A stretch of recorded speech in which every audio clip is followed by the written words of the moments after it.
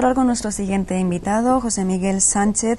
Él es psicólogo de empresas, es coach también y es socio de la empresa Talent Profit. Bienvenido, muy buenas tardes de nuevo. Buenas tardes, gracias.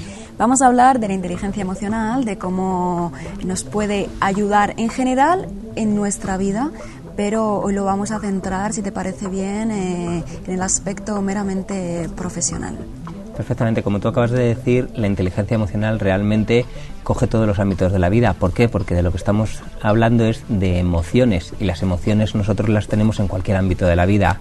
Por tanto, la buena gestión de nuestras emociones y de las emociones de los demás nos sirve en el ámbito en el que estemos. Pero como tú bien dices, hoy, si quieres, lo centramos mucho en el entorno laboral y en el entorno de la búsqueda de trabajo. Vamos a poder comenzar explicando, aunque ya en el programa hemos podido abordar este tema sobre inteligencia emocional, qué es exactamente. Y ahora está muy de moda, corrígeme si me equivoco, pero se imparten muchos seminarios, ponencias y cursos al respecto. Y es que a lo mejor antes pensamos que solo había un tipo de inteligencia, el que nos medía nuestro cociente intelectual, y ahora, sin embargo, hay muchísimos rangos de inteligencia, y la emocional es una de las más importantes. Desde mi punto de vista, desde mi particular punto de vista, es la clave del éxito. La buena gestión de tus emociones y de las emociones de los demás es lo que te va a llevar al éxito en el entorno laboral y en el entorno académico también. De nada sirve que tú saques muy buenas notas, pero que luego no te relaciones bien con los demás, no seas capaz de empatizar, no tengas buenas habilidades sociales, es más, no te relaciones bien contigo mismo. Probablemente eso te va a llevar a que no seas capaz de conseguir tus objetivos, porque tus objetivos en el mundo de la empresa van a depender de la relación con los demás. En pocos trabajos tus objetivos tienen que ver contigo solo.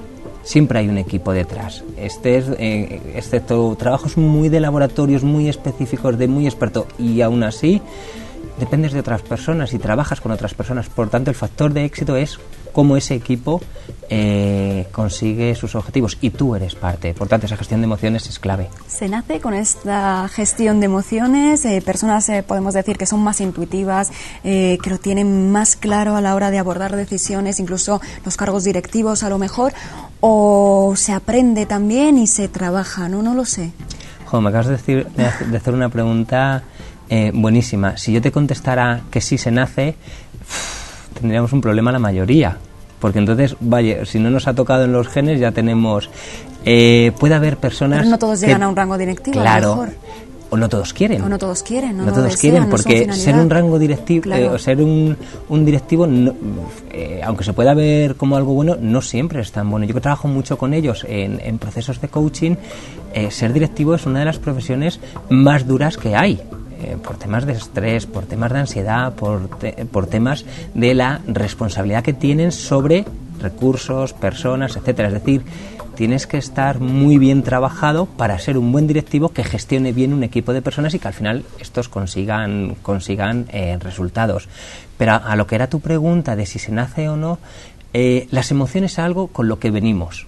Es decir, las emociones son parte de nosotros. Por lo tanto, desde que nacemos, todos nacemos emocionalmente capacitados, por decirlo de esta manera. El tema es luego qué hacemos con ella a lo largo de nuestra vida, de nuestro entorno. Y hay personas que lo gestionan mejor y personas que pues lo van abandonando, no lo van utilizando, o el entorno no se lo facilita.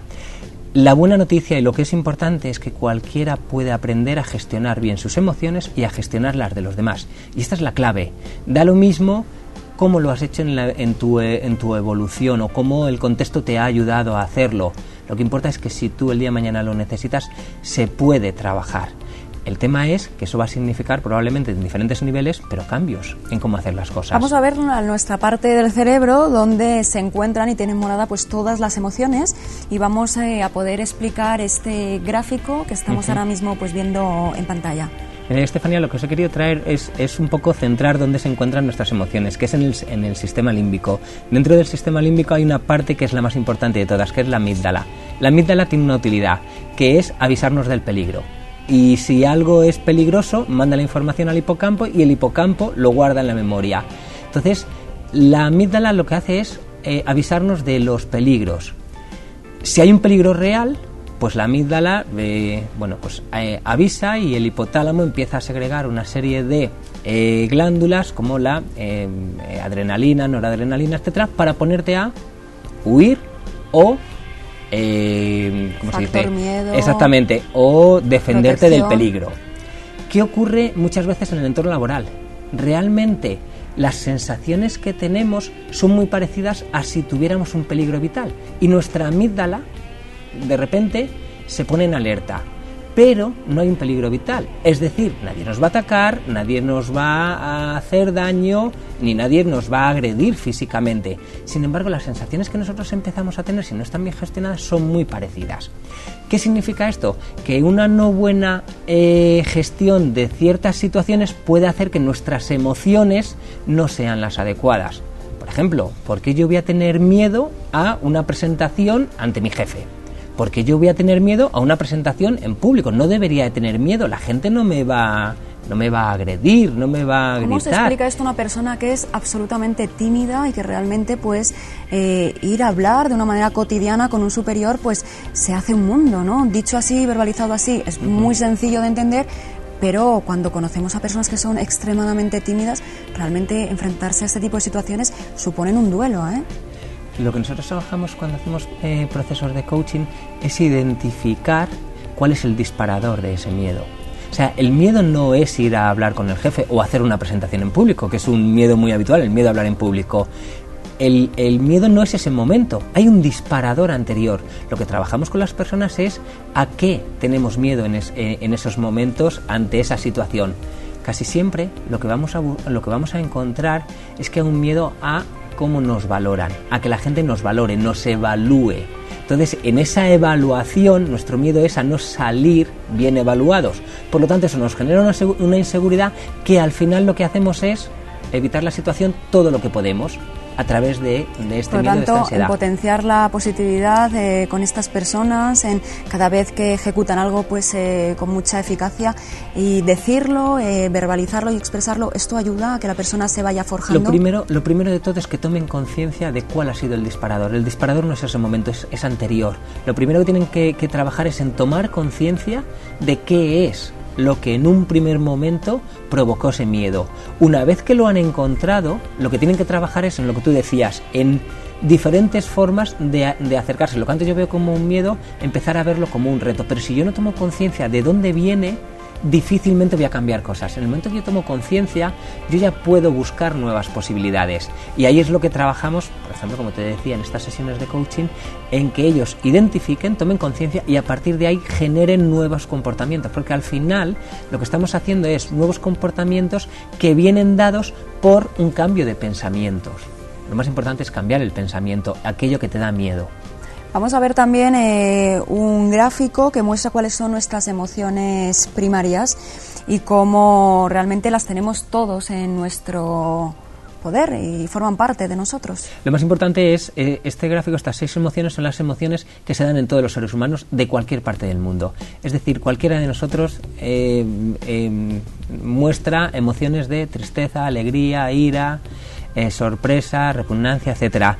Esas 6 son las básicas que se dan en todos los seres humanos. Por tanto, a lo que decías al principio, ¿se nace o se hace? Nacemos con ellas, todos los seres humanos. Por lo tanto, lo que hay que hacer luego es desarrollarlas y utilizarlas y gestionarlas en los momentos donde las necesitamos. Pero todos nacemos con estas 6. Da lo mismo la tribu que hayas nacido en Brasil. ¿Cómo podemos gestionar nuestra inteligencia emocional, por ejemplo, ya para un caso concreto, si tenemos una entrevista?